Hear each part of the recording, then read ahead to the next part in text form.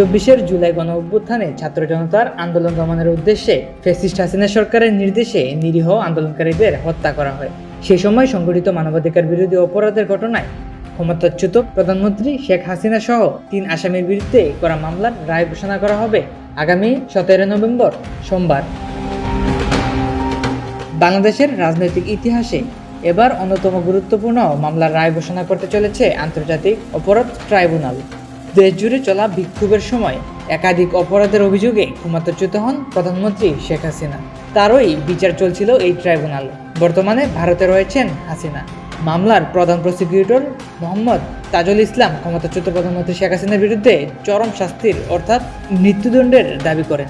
আদালতে তিনি দাবি করেন, শেখ হাসিনার একমাত্র লক্ষ্য ছিল স্থায়ীভাবে ক্ষমতা আঁকড়ে থাকা। গত বছরে সহিংসতার ঘটনায় শেখ হাসিনা 1400টি মৃত্যুদণ্ড পাওয়ার যোগ্য। তবে মানুষ হিসেবে আমরা অন্তত একটি মৃত্যুদণ্ডের দাবি করেছি।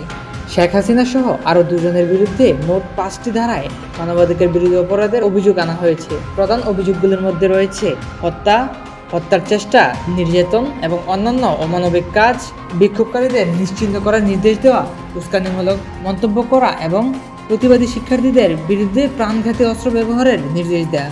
বাকি 2টি অভিযোগে ঢাকা আশেপাশের নিরস্ত্র বিক্ষোভকারীদের গুলি করে হত্যার কথা বলা হয়েছে। তাদের মধ্যে শিক্ষার্থীরাও ছিল।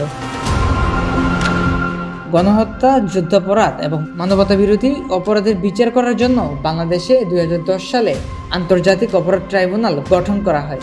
দ্য ইন্টারন্যাশনাল ক্রাইমস অ্যাক্ট 1973 আইনের অধীনে এই ট্রাইব্যুনালে আসামি গ্রেপ্তার, বিচার ও সাজা দেওয়া হয়।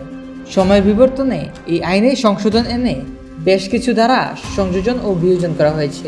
আন্তর্জাতিক অপরাধ ট্রাইব্যুনাল অনুযায়ী কোনো ব্যক্তির বিরুদ্ধে অভিযোগ প্রমাণিত হলে সর্বোচ্চ শাস্তি হিসেবে মৃত্যুদণ্ড দেওয়ার বিধান রয়েছে।